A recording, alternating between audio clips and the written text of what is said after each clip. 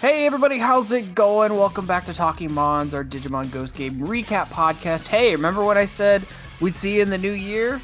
Yeah, sorry about that took so long. It's New Year. We're seeing you now. Yeah, it is. You're not incorrect. Yes, I'd like to clarify, we're actually not seeing anyone because this is all via audio, so... Yeah, no, it's I didn't lie, technically, and I am okay with that. Anyway, so yes, we're back, and we're going to be talking about episodes 57, Ghost Taxi, and episodes 58, Pyramid. Some weird stuff going on, some cool stuff going on. So we'll get right into it. Okay, can one of you guys actually explain the plot of Ghost Taxi for me? Because, like, I feel like I'm going to be missing a few things. I watched this episode a month ago. Well, the episode start out in certainly a banned from U.S. airwaves for kids scene where a church is implied to be caught on fire as a vampire tried to kidnap a priest after spitting out a mummified nun. Oh, yeah. How did I miss that? Anyway, that's the best part of the episode, apparently. Yeah. Oh, that's right. This is Lilith Mon's episode. Yeah, this is Lilith Mon's. Okay, I couldn't remember who. I knew. I remember the soul sucking part. I couldn't remember who was doing it. Yeah, it's Lilith Mon. And after that whole scene, we cut to Hero and what's his face? I always forget his name. Oh, yeah, his friend. Yeah. Who I'm still convinced is going to get a partner at some point because they keep showing him. Unlucky friend. Yeah. And they got back from a choir performance and such. Yeah, it was like a Christmas concert or something. Yeah, actually that makes sense given. Well, yeah, because this episode aired on Christmas Day. Yeah, and Hero forgot his phone and just left to go get it when the ghost taxi showed up for his friend. And Gamamon was useless because he ate too much cookie and fell into a food coma. Like you do. Come on, and by the way. The whole episode continues as the gangs search for them, and it turns out Lilithmon is looking for angels or anything holy because that's her thing. She hunts holy Digimon. Yeah. And I would say his friend is kind of smart in a way that he put in a route to go to a place where he knows, because it's the middle of the night, that no student is there. Mm-hmm. He was compelled to tell that those choirs girl were angels. Mm-hmm. So he took him to the school. Of course, nobody was there, and so and they got intercepted by whatchamacallit, the gang and that dragon Digimon. I forgot who was helping them to like. Oh yeah, Ryudamon shows back up. Yeah, Ryudamon. Oh, I guess it's not Airdramon. That's next episode. Sorry, guys. Yeah, Airdramon's in the next one. Yeah, we actually get to see Ryudamon come back, seemingly for no reason. Mm-hmm. He just does. Listen, we just need to be reassured he's still in the show. Yeah, and it's so random because like he shows up for one episode, he's gone for 5 episodes, and he shows back up, and no explanation. Like, oh hey, I've been doing this in the meantime. And like, nope, he's just. Andromon is also in this episode as well. Yeah. Yeah, but then they fought at Lilithmon poisoned Gamamon to try to convince Hero's friend to whatchamacallit? Make him angels. Yeah, to look up angels. And in the meantime, Lilithmon did spot like something is wrong with Gamamon, that there's some evil in him. And they fought and such, and Lilithmon tried to convince Seriousmon in the middle of the fight to join her. She really dragon dick, let's be honest. Yeah. That's just how it is. That's just what's going on. Yeah, and then later we get a Deus Ex Machina with Tapirmon. Well, okay, it's not that Deus Ex, but because because they explained that like he just like he technically has holy powers. Yeah.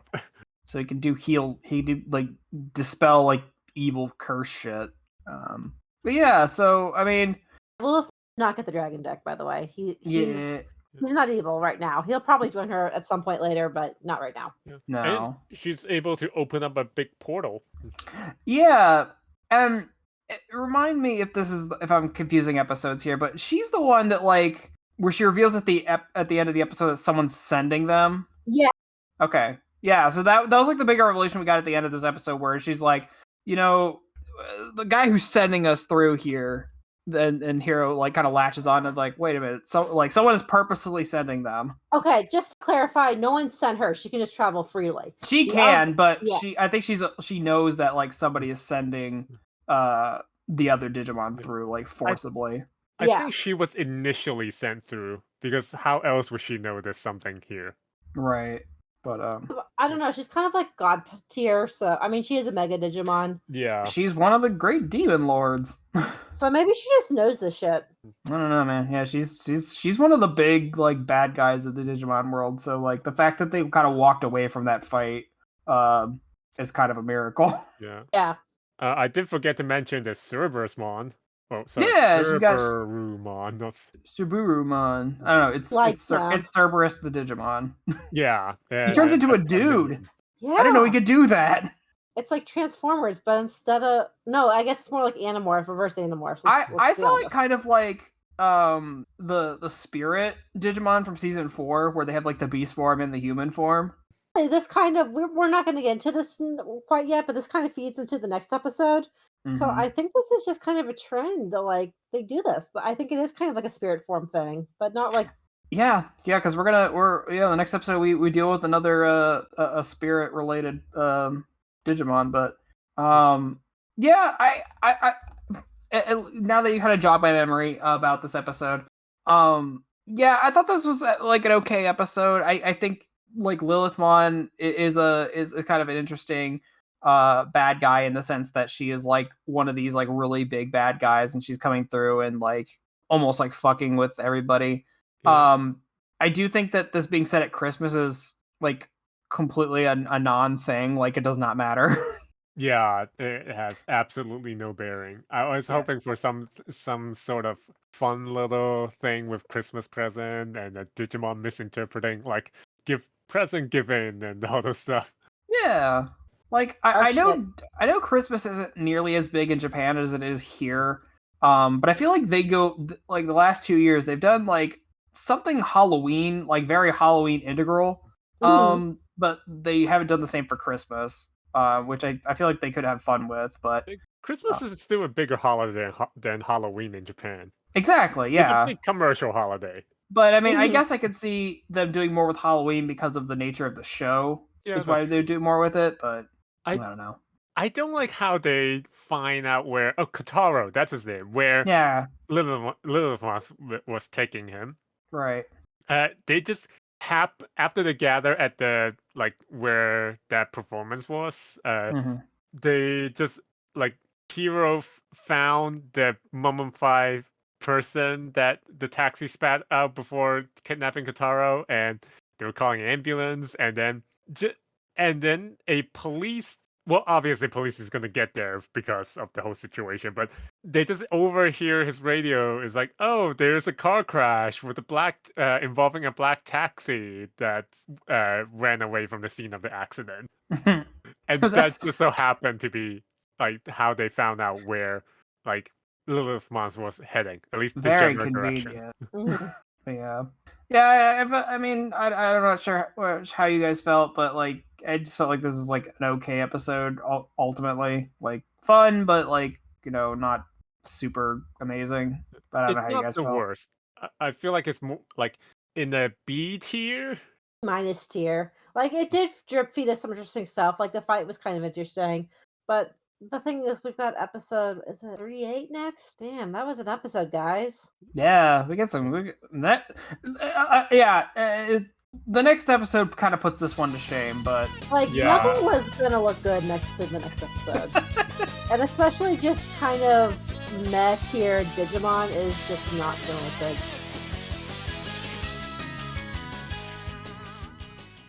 Jeremy Snow here, owner and editor-in-chief of The Geekly Grind. I'm interrupting your awesome, regularly scheduled programming to ensure that you know about our Geekly Grind podcast network, of which this show is a treasured member of. If you haven't had a chance to check out our site, you can do so at www.thegeeklygrind.com, and while you're there, Check out the other members of our steadily growing podcast family, including the anime-centric Blake and Spencer Get Jumped, discovering new heroes and comic book keepers with Chris and Lance, exploring the vast universe of geekdom with Geek Exploration, or of course appreciating animation's finer details with the Ink and Paint Club. Escape your weekly grind at the Geekly Grind.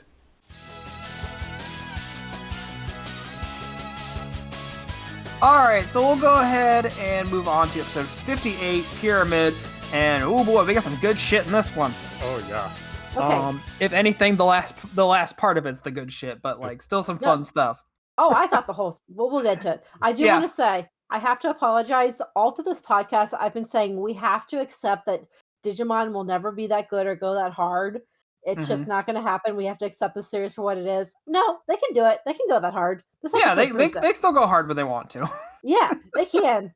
It just. Yeah. So anyway, that's my apology. Yeah. So basically, this episode centers around people interacting with a sphinx. So it is playing on like the old riddle of the sphinx myth. So basically, ancient sphinxmon, which is like the precursor to like the Digimon Spirit of Darkness from Frontier. Is going around asking people, like, solve a riddle. If they can't solve it, he turns them into a giant stone block and adds them, as we find out, to a giant pyramid in the park. It's a terrifying way, too. You see, like, the people, like, ripped into, like, basically a brick, a giant brick from the inside. Yeah, because it's like when he asks them the riddle, they don't know the answer or give the wrong answer. And he basically, as like a punishment, he turns them into a stone block. But the way they do it is like just stone spikes just start shooting out of every part of their body until they like morph into a big brick. Mm-hmm. And it's kind of horrifying. Like with the clothing infused into the brick itself. And I don't remember if they explained why, but for some reason the shoes are the one thing that don't go with them. I think just because he used the shoe to trap them or trip them, because the shoes got like. Oh, that's right. Because he uses the I don't remember. I don't remember if that's the exact reason, but I just thought it was funny and kind of weird that you see all their clothes like fused to the outside of the brick, except their shoes left, and that's how they know that someone got taken. Also, the big indents in the ground. Mm-hmm. But it's definitely shoes. That's definitely that. So basically, Ancient Sphinxmon is doing all of this because he's building a pyramid. Because he says that once the pyramid is built. His Lord and Master Pharaohmon is going to come through a portal and, take his rightful place as like the leader from the ancient world and all that shit. I do like that they roped Mummymon into this because Mummymon knows exactly what's going on. he like knows who Pharaohmon and Ancient Sphinxmon are because obviously he's a mummy. So,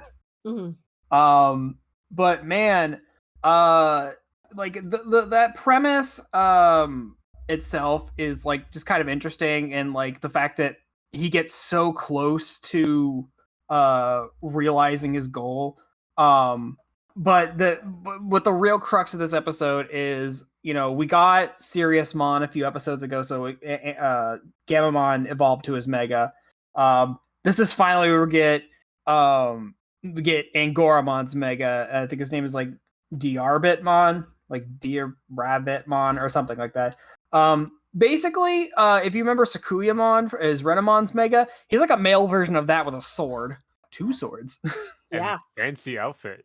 He's very fancy. He's very regal. It's like a complete, like, we went from Simbear and Goramon, Lamortmon went into this weird territory, and then we kind of like go back to Simbear's theming of like this very regal, tall rabbit man. Yeah, you get like animal, semi-regal, then like wild animal, then this like upper class gentleman who drinks tea with the pinky it's very strange because I'm not gonna really talk about it, but I have seen Jellymon's Mega, and when I look at Gammamon and Jellymon's full evolution lines, like I could see thematically I can see the through line, but for some reason Lamortmon is just like this thing that sticks out as like it does not belong in that evolution line. Like he's grown on me over time, but I still don't think he like thematically fits with anything in his line. But yeah, so we get a fight between Diarbitmon and Ancient Sphinxmon, and it is a banger of a fight. Oh, it is so good. And like Demord, however you say his name, he is just so fucking cool. Like, I'm sorry, he's cool. Yeah, he's got like two like fencing lances, or he's got like basically two swords. Like a red sword and a blue sword, and he just like is fucking just zipping around in the sky, like fighting this giant Sphinx man. And it's he's fucking rad. he's handsome. Like, I'm Oh, he's sorry. a sexy man. He is. He's a very sexy man. Like, you know, he comes back down to Ruli, and Ruli is probably internally like, ooh, Yeah. gotta fan myself. Yeah. But yeah, and he's like it's weird because he's not he's a rabbit man in the sense that he has like a rabbit helmet, but he's very much a dude underneath there. He's very humanoid in his body shape. Yeah. It feels kind of like one of those fancier version of like some masquerade mask. Like Yeah. it just looks like someone from like the 19th century going to a masquerade. Yeah, no, that's pretty good to put it, actually. Yeah, man, Diargon's cool. I dig him. I really dig his design. I also like how like polar opposite he is with Lamortmon. Because Lamort, when Ruli's on the line, Lamortmon will like kill a bitch. I mean, he tries to. Yeah, like it takes a lot for Lamortmon to like finally go over the edge to go up a level.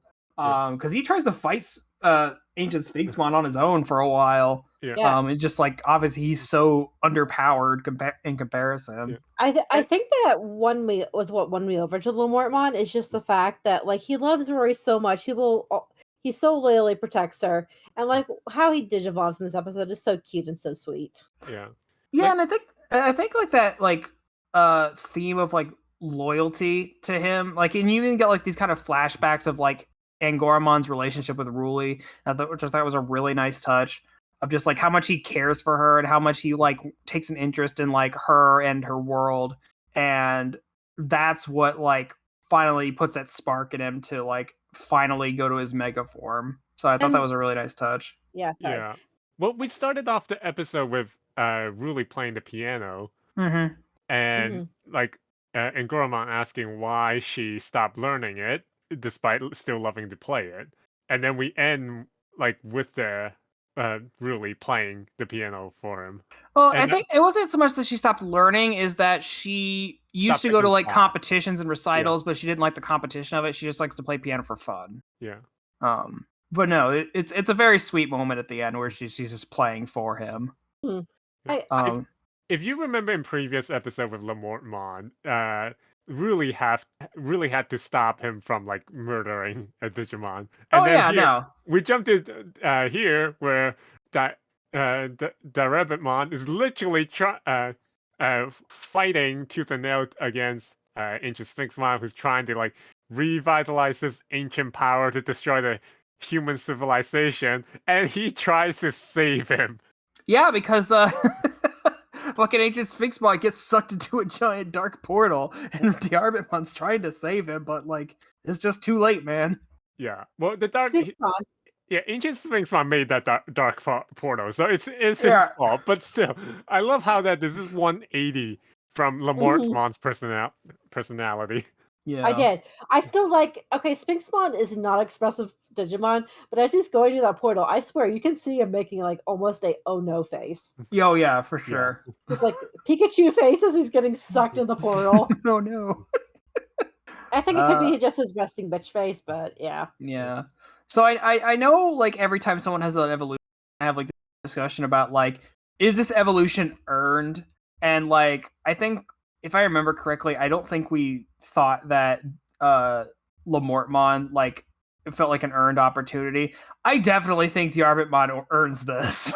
Yeah, this whole episode is about Ruli as well, and him and Ruli, so it makes sense compared to the previous episodes. I feel like.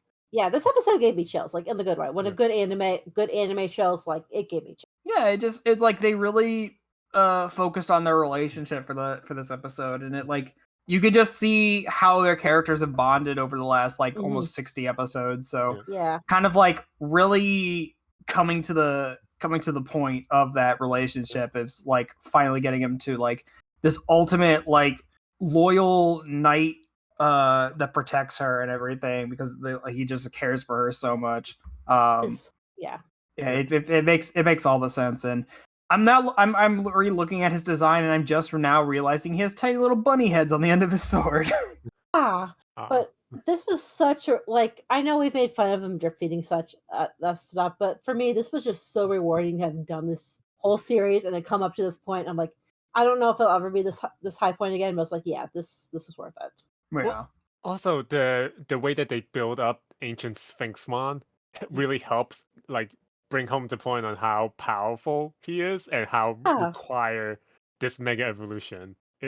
Yes, because in the first half of even before the first half of the episode ended, we see ancient Sphinxmon take out everybody, random passerby, and then Hero and Kyo all instantly. No, he needed to go up a level because literally everyone else was down. There was no other option at that point. There weren't even a fight with the other Digimon. Oh no, not at all. Even Mummymon couldn't have gun him down with his big old guns. No. He's a doctor now. He don't need to be fighting. Hey, he loves his guns. Yeah, he does love his gun. The way that he whipped out his gun with his lab coat on and in that scene after they tried to find him for help, that was pretty awesome. There just needs to be an action-oriented Digimon spinoff that just focuses on the adventures of Mummymon, just being a doctor. Yes, action doctor. And we need that on a Digimon card, a action Dr. Mummymon card. Yeah. You know what? They have been adding the Ghost game trio to the card game. I do now want a Mummymon that's like Dr. Mummymon. I need him as a card if he isn't already. One more thing I want to mention is that now I noticed with Hero, it's sort of like a theme. They've got the theme going on with how the mega animations go. But it was so badass. Oh my gosh. Yeah, no. Yeah. And because I think when first time Seriousmon went in, if I'm understanding what you're talking about, is how Hero is in the evolution sequence. He's like riding on the back of Kano Weissmon, jumps off, and then he evolves. I like that. Yes, this is the comment. This is like the recurring thing where yes, the tamer is going to be with the ultimate before it evolves, and they kind of get to stand back and watch it inside of the evolution sequence. Well, there's one thing that bugs me a little. It makes sense when Seriousmon did that the first time, but the second time when they're apart and in different places, it's just in the scene geographically, it doesn't really make that much sense to me. Times are tough. We gotta reuse the animation when we can. Yeah. Oh yeah, no, yeah, that's for sure. And this is almost the same with Dirapidmon, but I feel like that if they're gonna keep using this particular part of the evolution with them in it, I feel like they should be at least much closer after the sequence is finished. They could be far apart when they start. Yeah, no, I raise a totally valid point. Yeah, standing side by side, ready to fight. That would be pretty badass. Oh yeah, cool. I think the big thing you have to remember, not that I'm trying to defend. I agree with you. I think you're right. It's just the rule of cool versus the rule of practical. Anime is always going to fall on the rule of cool. Yeah, but no, this one was great, and I greatly enjoyed it. It's cool to finally see Angoramon get his final evolution, and it to be as cool as it is. So it was a great way to come back to the series. Oh yeah, it was good way to bring in the new year. I think this episode actually aired the week right after New Year. And you know what? I'm just thinking about this. It's the year of the rabbit, guys. Oh, hey! Oh my! I don't know why that just dawned on me. That's beautiful. That's great. It's the year of the bunny night. Yeah, there you go. It's Angoramon's time, man. Yeah. New year, new giant rabbit man. I'm surprised we haven't seen more promo with them in it. Yeah, you think Bandai or whoever would make some cute year of the rabbit posts or something, but maybe they have. We just haven't seen them. I don't know. Bandai's got to market a Precure right now, guys. Yeah, man. That's where the money's at these days. Oh yeah. Well, yeah. Anything else you guys want to say about this one? I think I talked out everything I had. Yeah. Okay. All right, well, I think that'll wrap us up for today then. Again, everyone, thank you for listening. Apologies that it took so long, but we will get back to our regular schedule now that we're kind of settled into the new year. But thanks for listening. Let us know in the comments what you thought about these episodes and what you think about the Giant Rabbit Man. If you are for or against the Giant Rabbit Man, and there is a correct answer. Everyone stay safe out there, and we'll catch you again next time. Bye-bye.